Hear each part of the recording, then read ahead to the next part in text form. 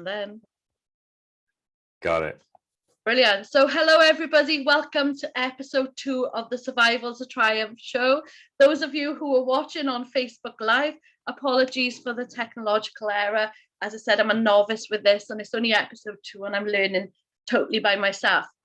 So tonight we have the lovely Martin Sharp, who's this way on the camera, and he's from York.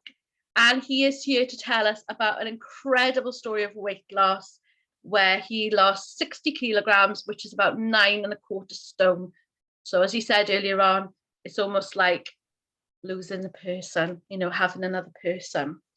So, Martin, do you want to tell us a little bit about yourself in the sense of, let's go back all the way back, because this is the Survival to Triumph show.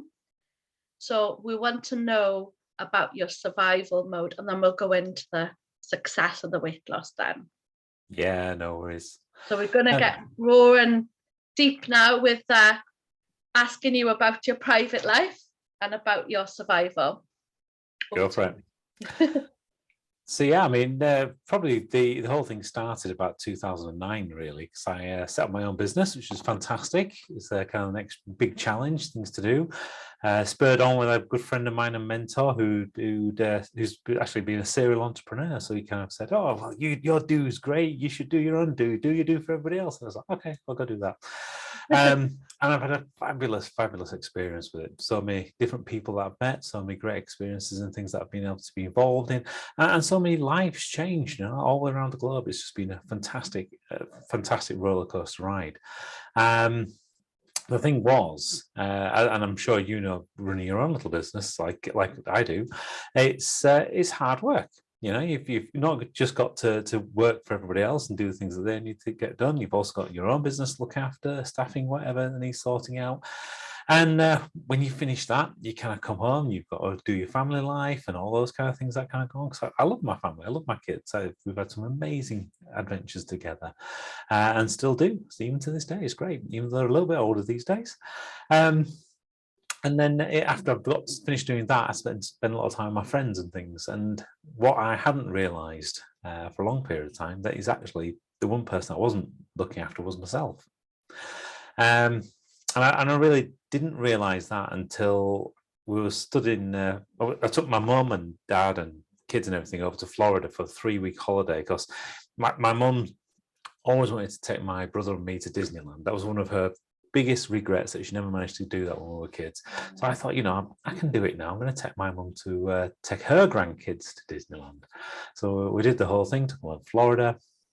Fantastic 3-week holiday. And then as we're kind of queuing up in Orlando studios to go on the Incredible Hulk ride, I got finally to the front of the queue.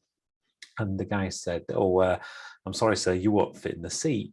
But don't worry, we've got a special car just designed for fat people like you." And I was like, "Oh." And this is an American telling me this. I'm thinking something must be really wrong. So anyway, the car comes along. I try to get in this specially made seat, and I find the thing just wouldn't come down. The bar just wouldn't even come down. So I was in the larger seat, and I was just stuck. Now, thankfully, a friend of mine came with us, Andy. He took my kids on that roller coaster and several others during that vacation. And I just went and stood at the side with my wife, and we just watched them, could listen to them giggling away, quite happily enjoy themselves.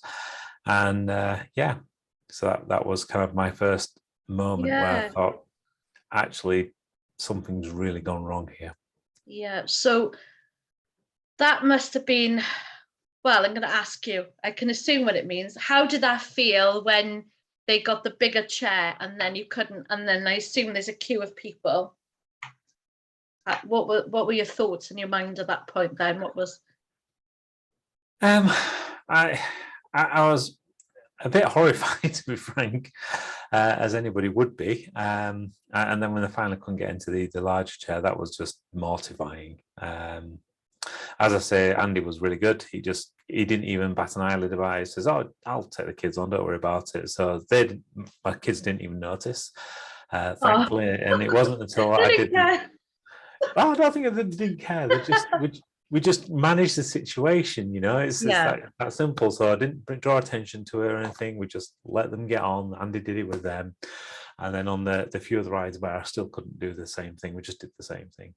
So they didn't notice. And in fact, I was on a podcast about a year ago, I think it was, when my youngest son was listening to it. And he says, "Dad, I didn't even know that had happened." And I said, "Well, you know, it's not for you to worry about, you know, that was my problem I had to deal with." And I think as men especially, we too tend to keep things to ourselves, manage things ourselves. We've got to cope, you've got to be seen to be strong, you've got to be seen to be just deal with it kind of thing, you know. So that's what I did, you know, as simple as that. Well done. So I wanted to ask you, sorry, I didn't mean to interrupt you there. It's really hard, isn't it, on technology to gauge body language and that, so I do apologise for that. But I wanted to ask you, before that moment, obviously I know I'm overweight and you do realise things, but sometimes you're just so busy, especially as parents. I think all parents have gained weight pretty much because we do put ourselves last. So had you struggled with your weight in your youth, or was it just since becoming a parent, running a business?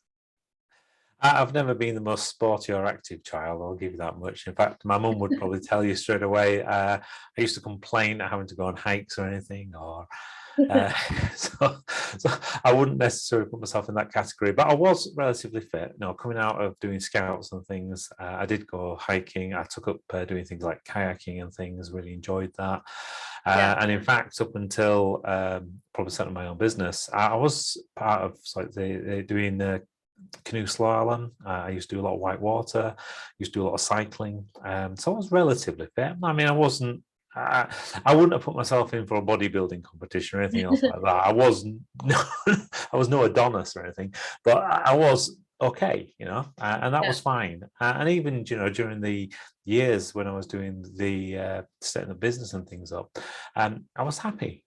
There was no kind of issues. It wasn't like I was turning around thinking, "Oh, you beat myself up because I've got 2 pounds over," or something like that. I didn't really track it. It didn't mean that much to me. As long as I could do what I wanted to do, I was okay. Probably quite a naive thing, really, looking back at it, or an arrogant thing, maybe might be the other way of looking at it. But and hindsight's great, isn't it? Because you can always look back and you can see the dots and you can join them all together. And I'm smiling now because actually I'm thinking back and there's just silly little telltales. So, for example, I've always had asthma as a child, so that's just grown up with me. But you know, by the time I'd got to the weight I was having to use the inhaler a lot more. I was finding it really difficult to do things like tie my own shoelaces. I had to put my foot up on a chair and things just to get to shoelaces and stuff by the end of it. Or what was other daft things? You know, things like just having to roll onto my front to get out of bed. You know, you couldn't just sit up. It wasn't a normal thing. It's just like disappeared on me.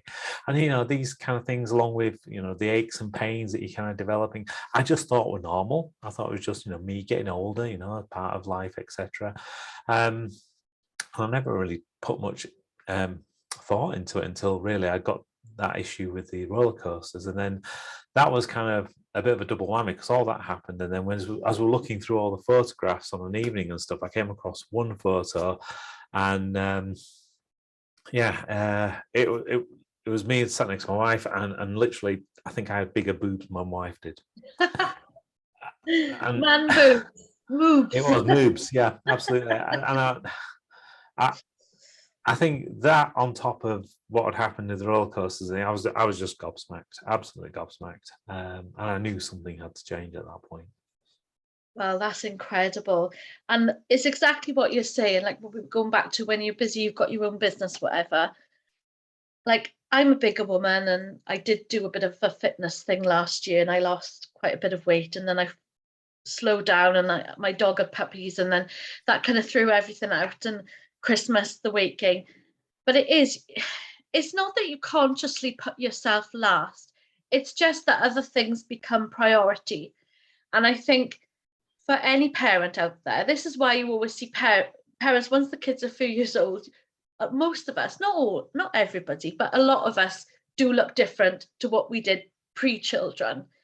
And it's not the children have done it, you know, like we say, like, oh, we have lost my baby weight. It's not that. It's what we're putting into our mouths and drinking wine. It's what we're doing to ourselves. But like you say, it's working, it's looking after them, it's going food shopping, it's cleaning the house, it's looking after animals, it's trying to entertain your children.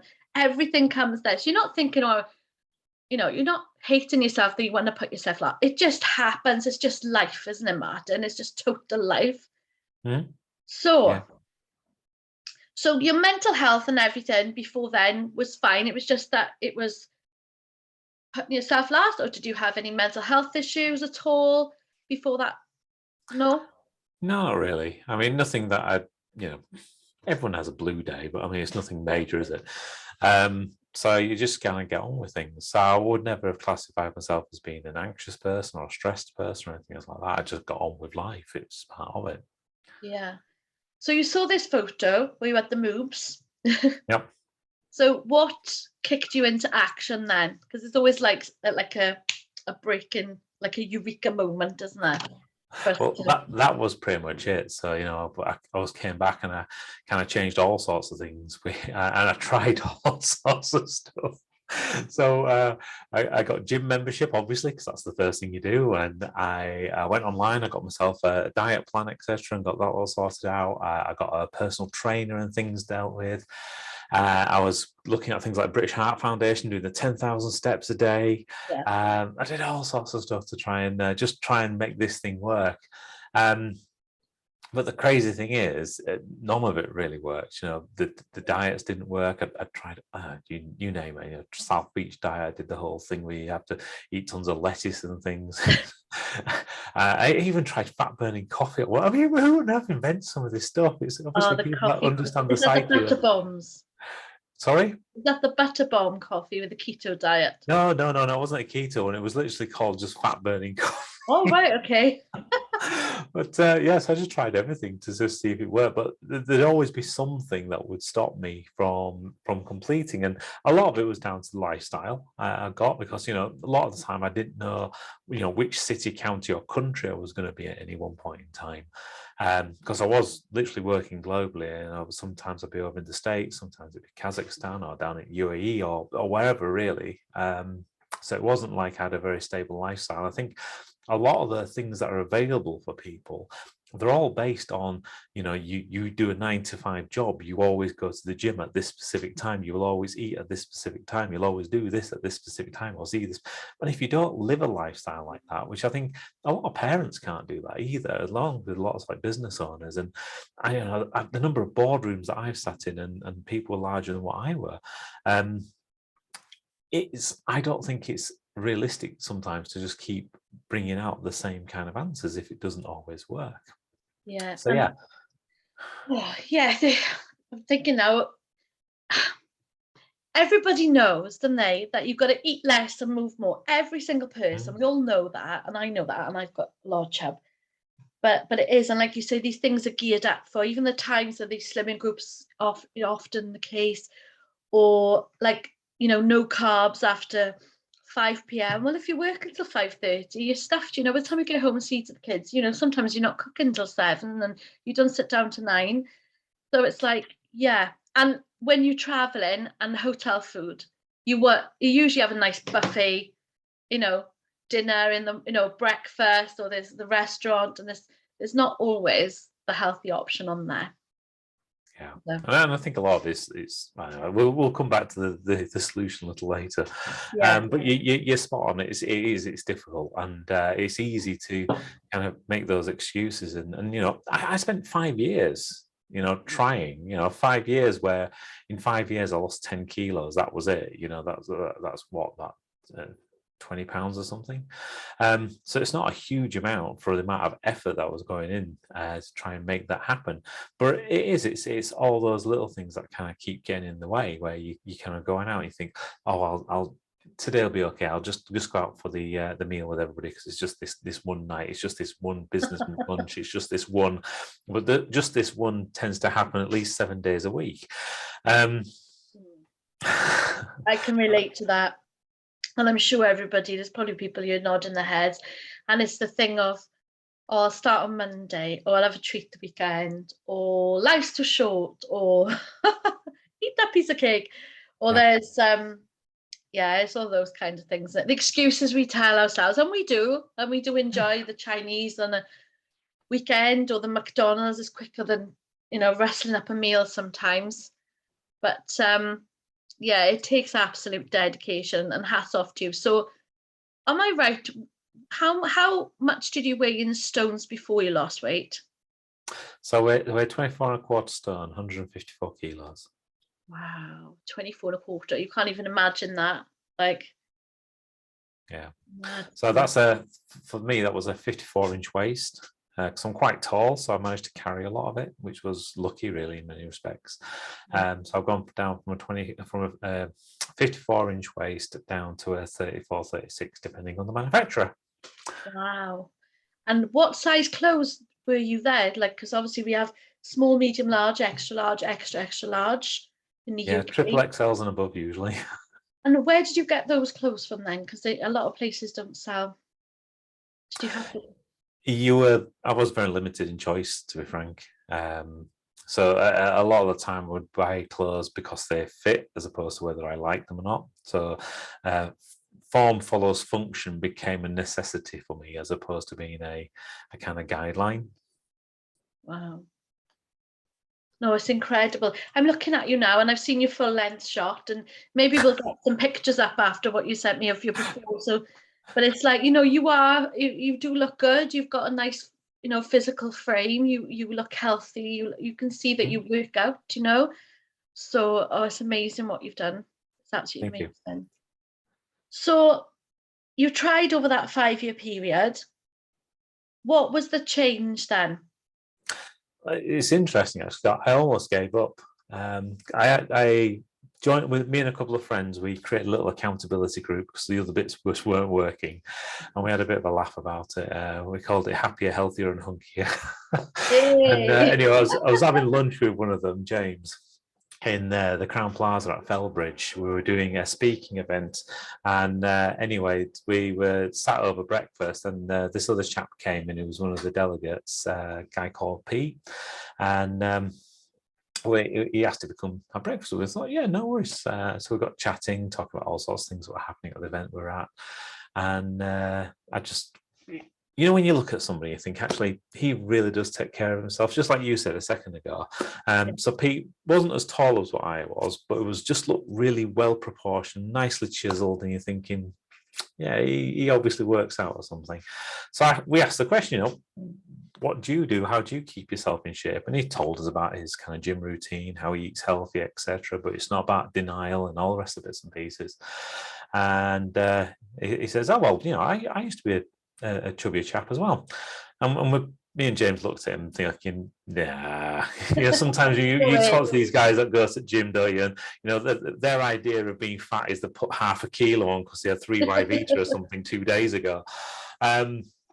So we're thinking, we're really skeptical about it. And he's like, no, seriously. And he gets his phone out and he shows us some photos of what he looked like 2 years prior. And he was quite a large chap.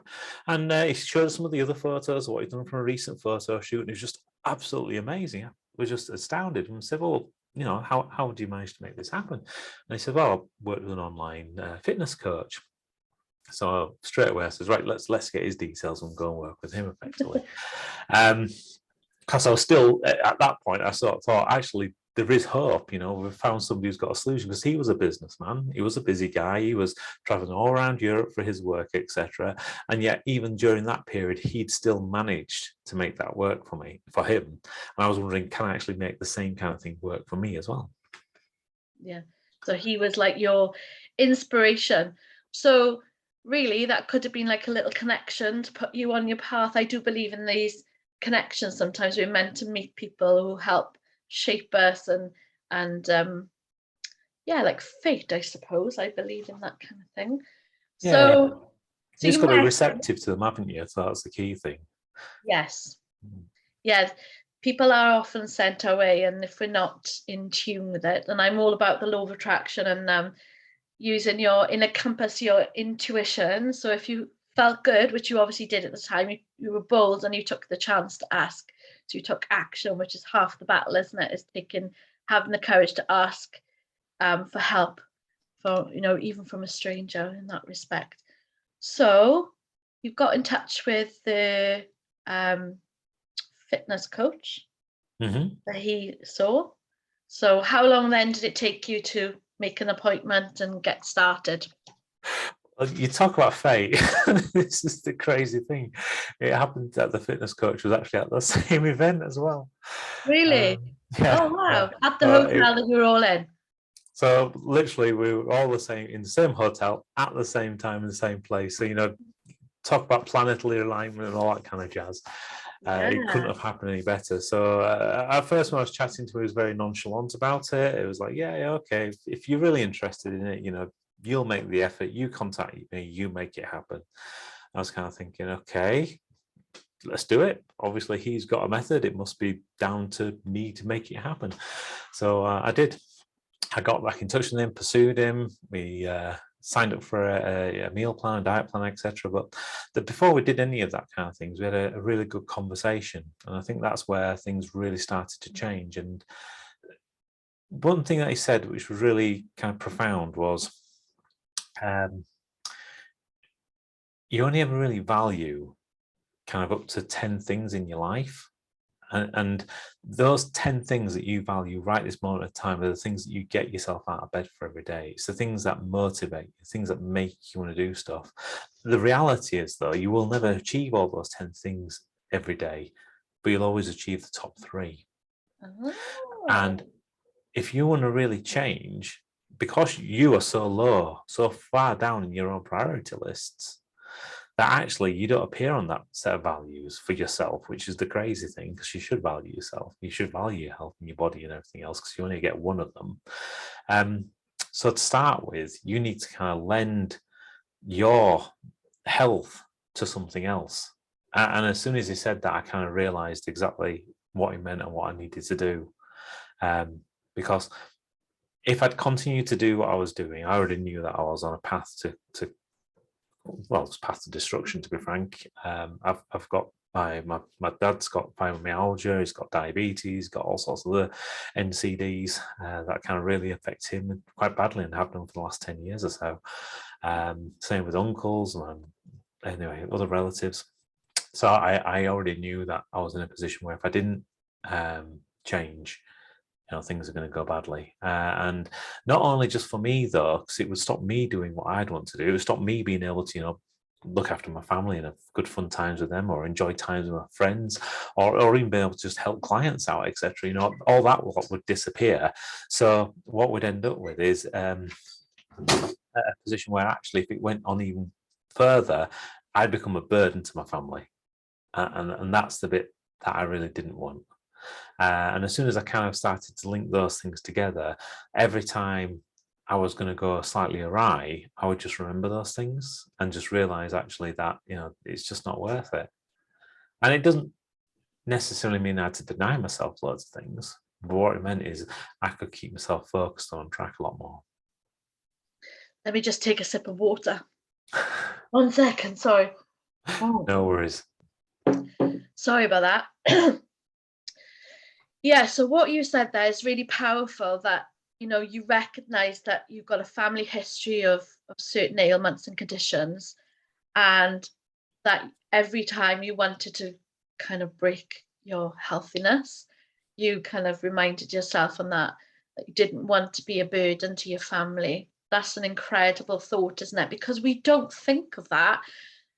Well, some people do, I suppose, but don't think of that, like, about how if you got ill, the effect would be, like, I'm a single mum, like, on my 15-year-old son, isn't it? Like, you don't think. Yeah, that's really, really powerful. That's kind of struck a chord with me right now, and I think maybe for other people as well.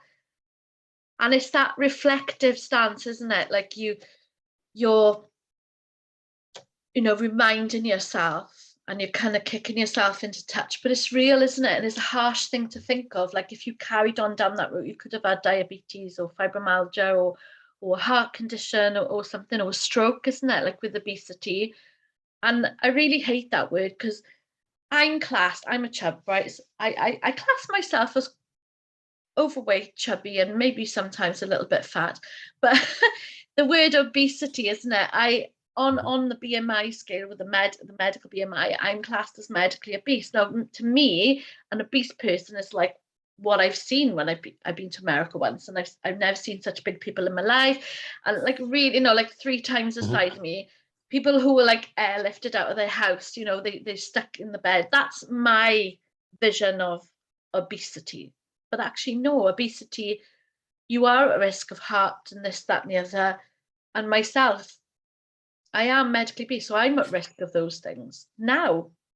And I'm not that size. I got my bingo wings and everything, eyes down for a full house. But, shake your arms. Yeah.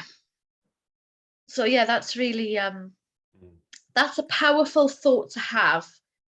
It's could be classed as like a negative thought, but it's not a negative thought because it's pushing you into action, isn't it?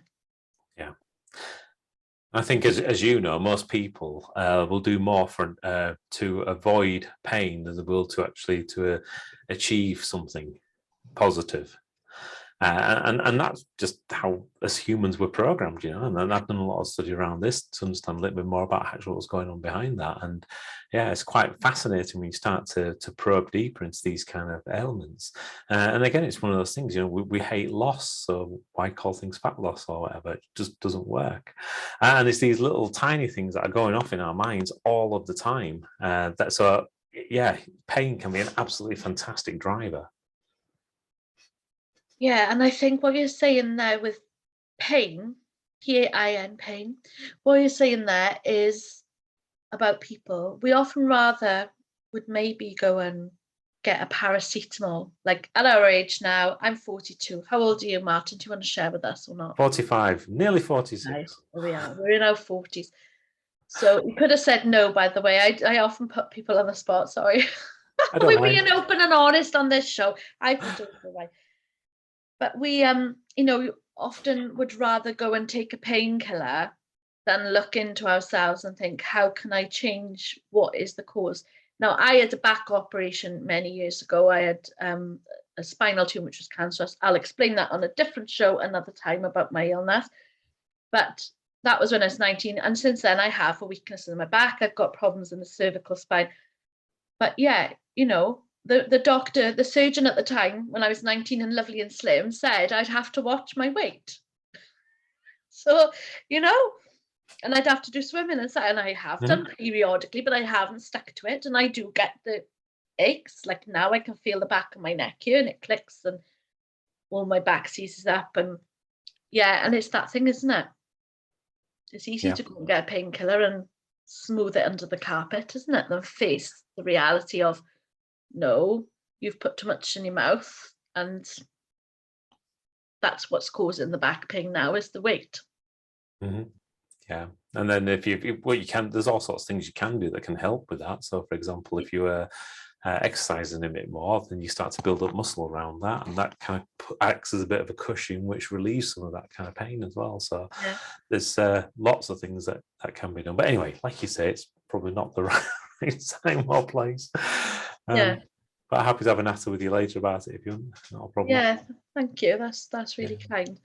So, yeah, it's really inspiring. So you went then, you were at this hotel. He was on the same event as you, this fitness coach.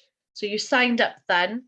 So what, with the meal plans now, what kind of food was it? Was it like balanced meals, or were you eliminating carbs? Were you focusing just on meat? What kind of, because there's all these different diets, Martin, that we don't know.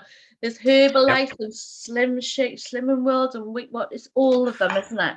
Like, what is the secret to your magnificent success? The secret is simplicity. It always is. So it's just normal everyday food. And the key thing, though, is understanding the quality, the quantity, and the timing of what you're eating and when you're eating it and why you're eating it as well. So there's lots of little things that kind of come into play. So alongside just giving you the information, they say go away and do this, there's lots and lots of education you go through as well as you're going through that that process. So you can start to understand, when you should be eating certain things. So that if I was traveling and I was going to be in a hotel, so you said earlier about the fact that, there's these buffet dinners, buffet breakfasts and things. And how do you choose something healthy from that selection? And the one thing that most people do is they just go and choose from the selection that's there. The other thing you can do is actually speak to the cook. So, for example, you could ask for, can I just have a ham and cheese omelette? And then a ham and cheese omelette would probably be okay. If you can get a ham and cheese egg white omelette, maybe even better, depending on what it is that you're trying to achieve with your body. And so for me, it was all about, just understanding what I needed to eat, when I needed to eat it. But most of the time it would be like chicken with lots of vegetables and things, or it'd be nice pieces of fish with vegetables, or steak and vegetables and things. Sometimes we'd have potatoes, sometimes we'd have rice in there. So it wasn't really a chore in the fact that nothing was really off the table, but it was just understanding, the portions of what you're eating and when you're supposed to eat certain things as well. Because some things have a better effect on your body at certain times than other times. Wow. So there's all science. There's like science. It sounds like there's psychology in there because you're understanding yourself. So it sounds like it's an all-round, method to it, isn't it? All encompassing. Yeah. I mean, don't get me wrong, it isn't easy. It's not a simple thing to do. And I'm probably painting a beautiful picture saying, you just eat this and you get like that. It's like, and yes, it is, if you stick with it, etc. But then that's the thing, it's not easy. But at the same time, it doesn't have to be highly restrictive, because there's things that kind of happen with your body. Your body's this amazing instrument which is constantly adapting, and there's a reason why we evolve as all the different species on this planet, is because we're always adapting to what's happening around that point in time. And it's actually that process of adaptation which is what helps you deal with weight loss. But it also means that what works for you on day 1 will not work for you on day 101, because your body has changed in that 100 days. So you need to change with it and be constantly kind of cycling. If you ever, Arnold Schwarzenegger, he was a bodybuilder, don't you? So yeah. If you ever watch any of his videos about when he talks about muscles, especially from the early days, you'll hear him go, "You gotta strong the muscles." And okay, back in those days, they didn't quite understand all the science behind it, but all he's talking about is this process of adaptation, and therefore you have to keep changing and moving up what you're doing. You can't just stick with doing the same thing day in, day out and expect to have the same kind of results. It doesn't work like that. So then, so you got all those kind of things going on. It's good fun. Yeah, that's what you're saying there, because when we diet and do our fitness, like I was going walking last year like every morning, but it's like the same walk, you've got to get to a point where you push yourself that bit more, isn't it? So if you're going to the gym, you've got to increase your reps and all this, but also the food, I think, because is it because your body's getting used to this food and then you need to like shimmy it up a bit to shock your body and to adapt again? Is it that? Because I know some people do fasting in between to try and kick, or somebody will eat, if they haven't had many carbs, they'll eat more carbs to like shake it up a bit, so to let your body know that it needs to work harder to kick it into action. Is it that kind of thing? I'm just curious. Is it that kind of thing? So one of the things that I found really weird to start off with is pushing the amount of calories that you eat as high as you can. Yeah, and that's one thing most people don't think about. Most people think about, actually, I need to reduce the amount of food that I'm eating.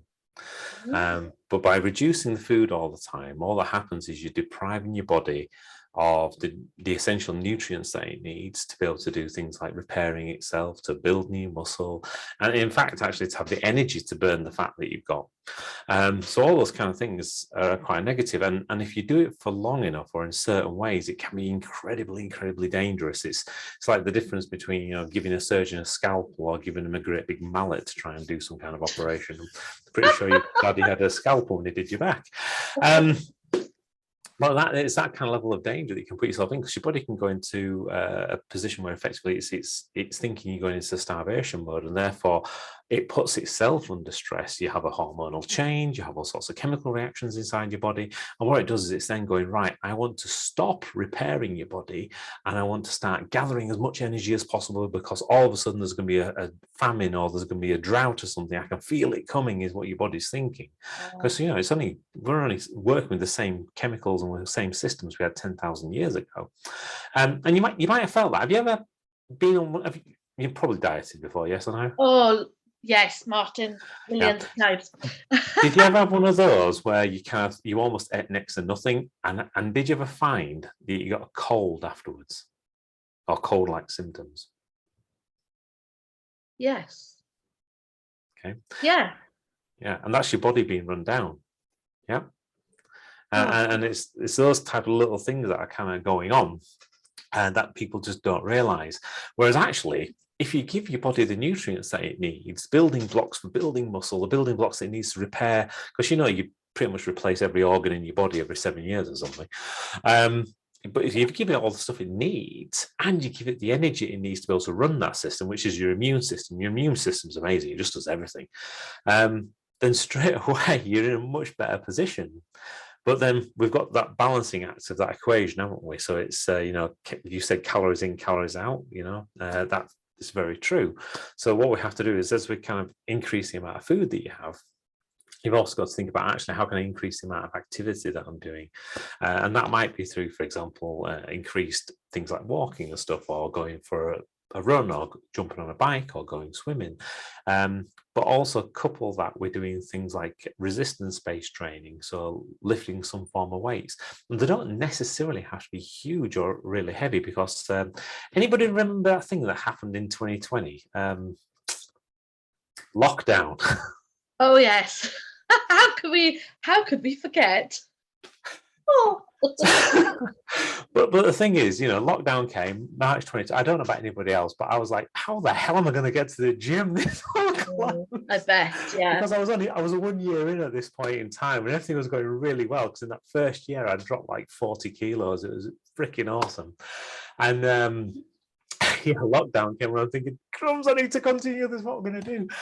But learning simple things like, for example, slowing the pace that you're doing things down, really holding things for longer, and each movement that you make actually has 3 movements in it. So learning what they are and how they can actually be utilized means that you can use even lighter weights. So you know, you could grab your 1 liter bottle of water and you can utilize that as a weight, and it's by adapting how you change the tempo and the speed and the rhythm and everything else to go with it, means that you can still get a really effective workout, and it still builds muscle. Now, the byproduct that I didn't realize as I was learning all this is it's safer as well, because you're less likely to do yourself an injury. Because a lot of the injuries, have you ever been to the gym? Yes, I have, on and off over the years, yeah. Just checking. But you've probably seen those guys in there going like this with the weights. It's like as fast as possible and sweating, and it's like, you know, they're pumping out the sweat, you know, sweat is the fat crying, you know, think like that. But yeah, what you're saying is true, isn't it? Because that's the principle with yoga and how yoga and Pilates work. I don't know if you do yoga, you look like you don't, but you might do. I've had 1 or 2 sessions of yoga. I specifically like yoga on a beach, though, to be frank. Usually somewhere warm. In a tropical, okay. Yeah, anyway, daydream away. But I tried yoga last year. I was going to do a 30-day challenge, and I managed about 2 days because my body, my back and everything. But it's like the simplest, like it looks so easy on the thing. The simplest movement, but to hold that in position. It's like the plank, isn't it? And I don't know what the other movements are where you move, you know, and you hold in position. And it really does kill it. And some of it really kills your abs. And like, I remember my tummy, like I was literally shaking, like, oh my God, try and hold on. But it's amazing. It's like the slightest, slowest movement is often like, because you're tensing the muscle, I suppose, isn't it? Like you're really working it, which you wouldn't do if you were just walking, because you're not using those, you know, those muscles. Yeah, it's incredible thinking about, you know, because January, everyone's talking about weight loss, isn't it? You know, oh, show me another magazine, you know.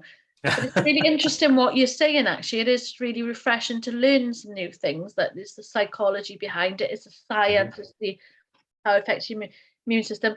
And, you know, sometimes when I'm really good, because I'm not good all the time, but I do put in my mind that my body's like, you know, it's fuel. It's like if I put diesel into my petrol car, it's not going to function. So I do notice that if I've had fast food like McDonald's, Burger King, or like a chocolate cake at Christmas, I do notice that I have like this sugary, fatty, like hangover feeling the next day. There's no alcohol. It's just that feeling of the tiredness, the sluggishness. It really affects my body now. And I'm wondering, is that an age thing, do you think? Because that never used to happen when I was young. I could eat whatever and not feel like that, and drink whatever and not feel like, you know, is it an age thing as well that food affects us more, do you think? Do you know about that? Yeah, food. I mean, your body's changing all the time. I mean, Yeah. you're right. I mean, between like what mid-teens and mid-20s, your body is absolutely at its peak of being able to make stuff. You know, metabolism is absolutely going through the roof. Hormones are going through the roof. Other things are probably going through the roof, and you're in this kind of position where actually you can pretty much do whatever you want, eat whatever you want. You are indestructible. You feel indestructible, and it's great. It's absolutely fantastic. But you know, it doesn't last forever, unfortunately, and we do kind of slow down a little bit. Our metabolisms are affected, and all the various other bits and pieces. But it doesn't mean that, you know, we have to be negatively affected. Sometimes it's just a case of, you know, just having that checkup to see what are we eating, what makes us feel good, what doesn't make us feel good. And in some cases, it is silly things like, for example, you might not be eating enough omega-3 oil, for example, which is a essential fatty acid. It's essential because your body can't make it. You know, it's got no way of being able to create this. And yet omega-3, for example, is something that's used by your brain, it's used by your skin. And without it, your body just starts to deteriorate. Or things like essential amino acids, which you find sometimes vegans can be quite deficient in because they don't have or can't get hold of all of the essential amino acids. And these amino acids, there's about 20 odd of them, and they're the building blocks of everything in your body. So, you know, every cell in your muscles, every cell in your skin, etc., is built out of these things. So without having all of them, including these essential ones that your body cannot create, then all of a sudden you start to be in this position where you start to deteriorate as well. So it might be that you've just hit on that magic combination of chocolate cake and whatever else you were eating, chocolate biscuits, or I don't know. That doesn't have either of those. Yeah. And if you do it for long enough, your body is going to start to feel a bit. Yeah. And it's true, isn't it? It is true, and it's like, because I try and eat healthier now. You know, I've brought in more vegetables and fruit than I ever ate before. But it's like I really notice when I don't eat healthy, and it really, like I said, it makes me feel it's just like a sloth, like a slug, like a moody. My skin, like my face sometimes it can look like grey. It's like the color is gone.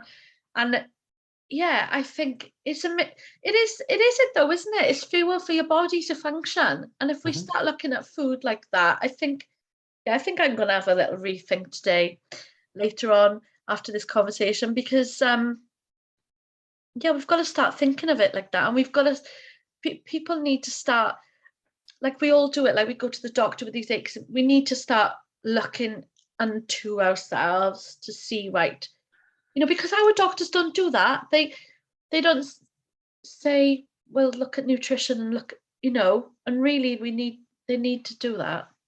Yeah, so some doctors are getting better at that. Yeah. And then the other side of it as well is not to become too obsessed with it. That's the other key thing, because along with talking about the psychology of it and the nutrition of it and the exercise and all those kind of things, you've also got the whole stress part of it. And you know, if you're going to put yourself under so much stress because, for example, you're going to deny yourself having a piece of birthday cake at your son's 16th birthday coming up later, that actually you create more of a negative condition in your body, because your body then starts to create cortisol, it starts breaking down different parts of your body, etc.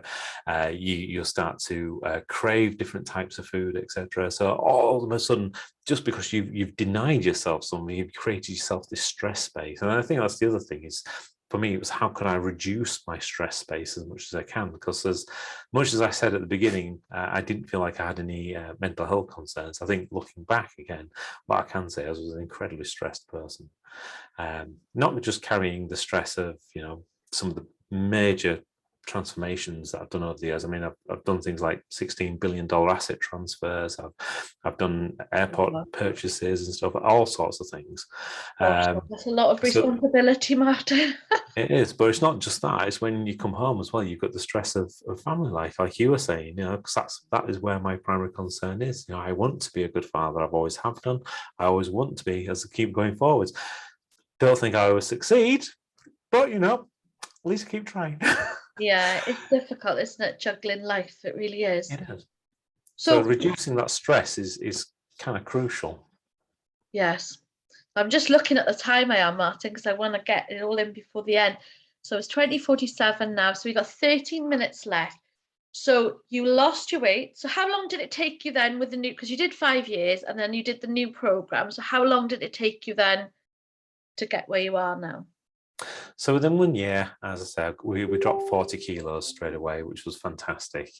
And then after that, it was a case things started to go a little bit slower, but you get a thing called newbie gains. You might have heard other people talk about it at some point, where effectively that first period, you kind of get this massive, just your body just changes and transforms straight away because it's so hungry for the change that you're giving it. You've got things like you're starting to build more muscle really quickly. Your body adapts to the change in nutrients and actually then starts to blossom because it's got this kind of much more richer environment.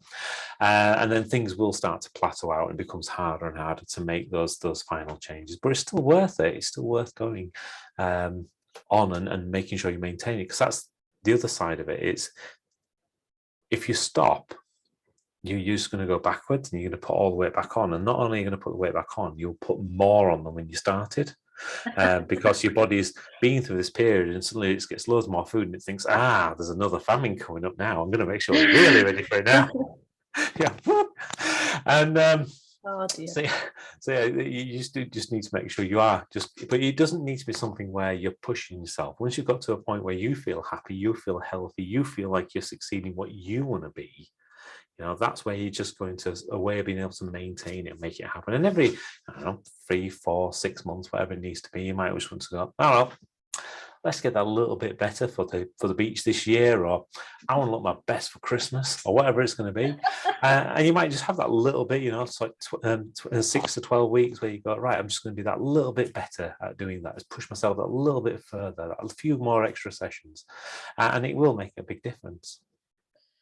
Yeah, well, thank you for that advice. I'm sure you're going to inspire, all your words are inspiring to me at the moment as well. They really resonate. So thank you for that. So with the coaching program you went on, was it a British coaching program, or was it like a group coach or a one-to-one in person or online? What was that? So it was online. As tough as it sounds, I've kind of been mentoring with the same chap actually, so I could do something similar to other people.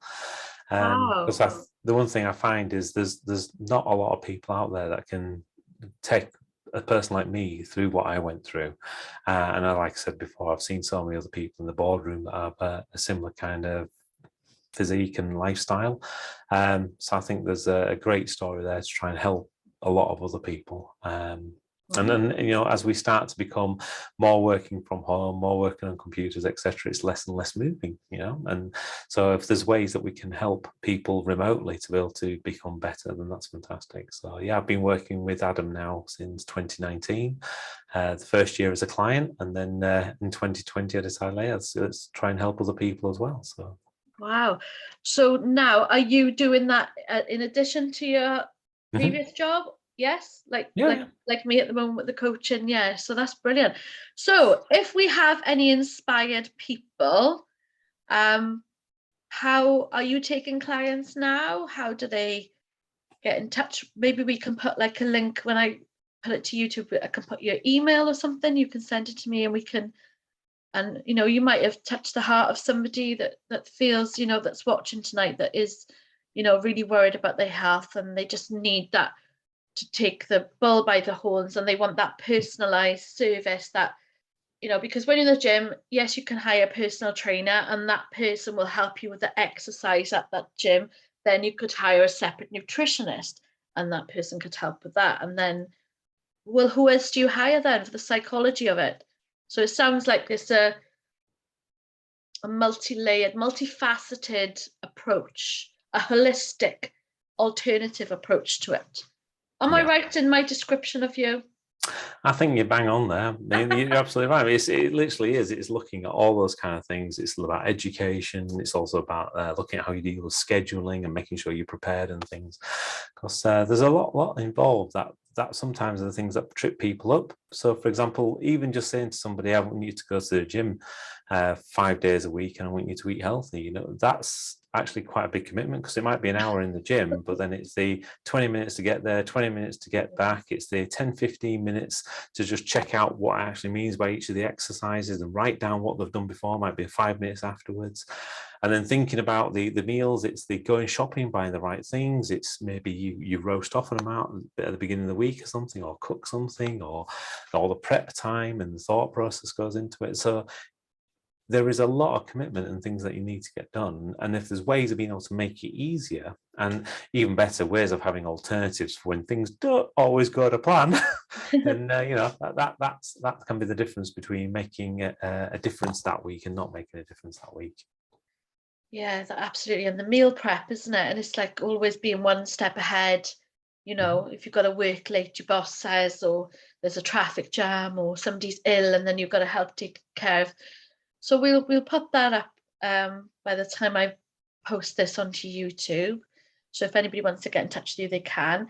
And am I right then? It's like the coaching sense then would be the one-to-one coaching about, do you do like in slimming clubs, for instance, you have a little chat about what you did well and what you didn't, and like analyze it, and then the group then support. So would you be the supporting man then to like give positive feedback and encouragement and motivation and come on, let's keep going? Absolutely. It all depends on what's needed. So you're right, there's a lot of power in journaling, and I don't think a lot of people realize actually sometimes how much power there is in it. So part of what we would do is have that kind of process as a check-in. So each week just going through some of the mechanics, which weight, measurements, all that kind of stuff. How many gym sessions you've been to, how did it feel? But that's the key thing, is how it feels. So how did you feel when you were doing it? How did you feel afterwards? How did you feel during the week? Has there been anything really stressful that's happening this week? Is there anything else that's really annoyed you or irked you? Anything you're elated about? What can you celebrate this week? What's actually made a big difference in your life or somebody else's life that made you feel good? Because all these little things tell a story, and actually can tell a lot more about what's going on inside someone's body sometimes than actually just looking at the weight. The weight is a really horrible raw figure that isn't necessarily the best indicator, because your weight can fluctuate depending on where you are on the planet, what time day it is, and even what time of the month it is and things. All those kind of things will really affect that water and yeah, absolutely. Definitely.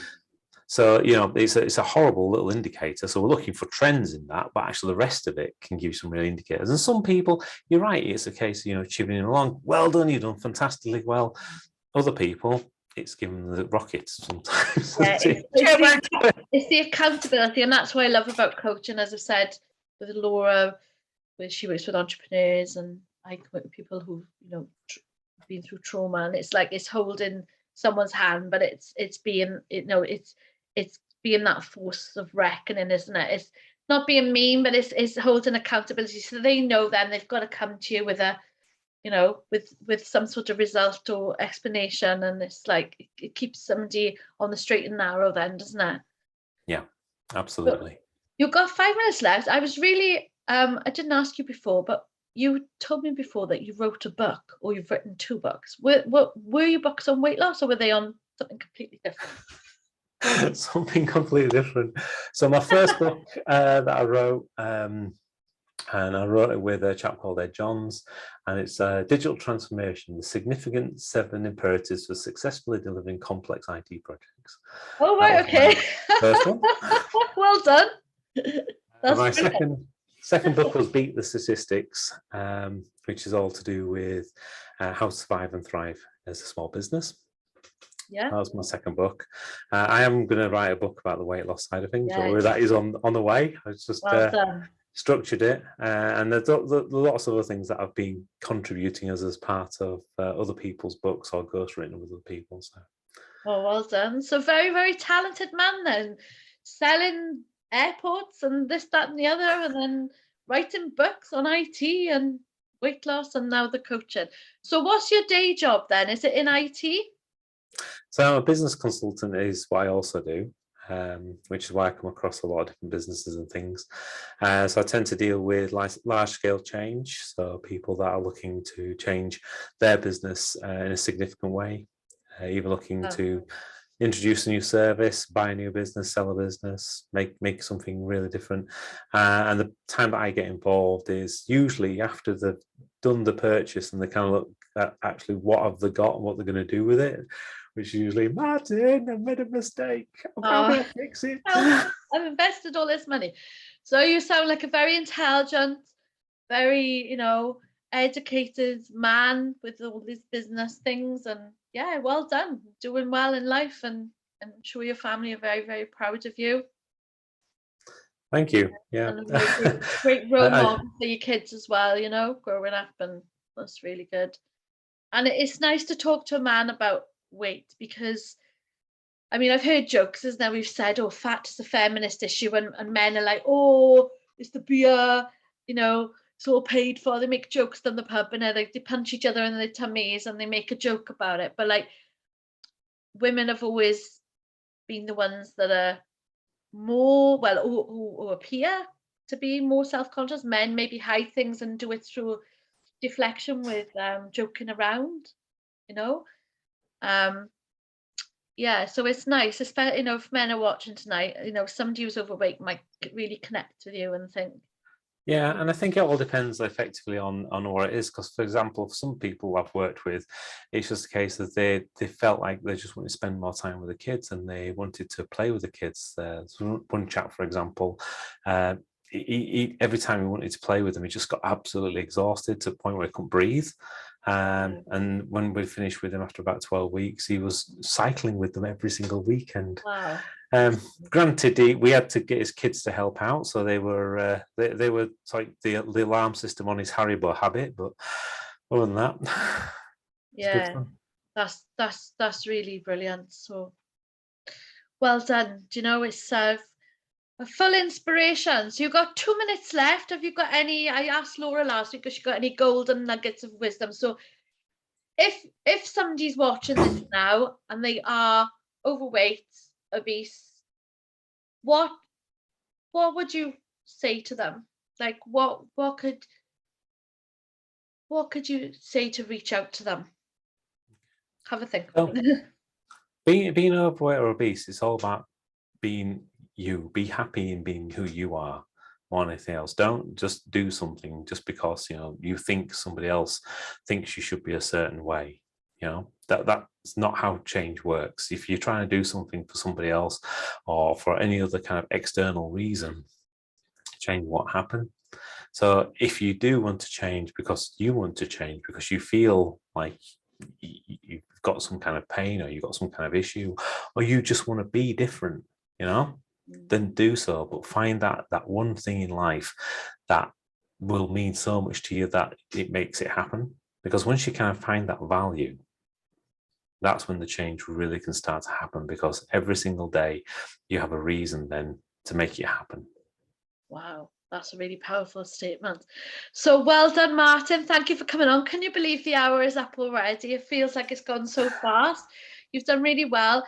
So I'll be posting this to YouTube later. Martin, if you inbox me just your website and everything, and I'll get that on the YouTube as well. So thank you, everyone. We've had another lovely tale of survival to triumph with the obesity journey with the lovely Martin, all the way from York, and I'm down in Swansea here. So thank you for watching, and I hope you enjoyed, and we'll have a new guest next week. Thank you very much. Goodbye. Bye for now. Bye.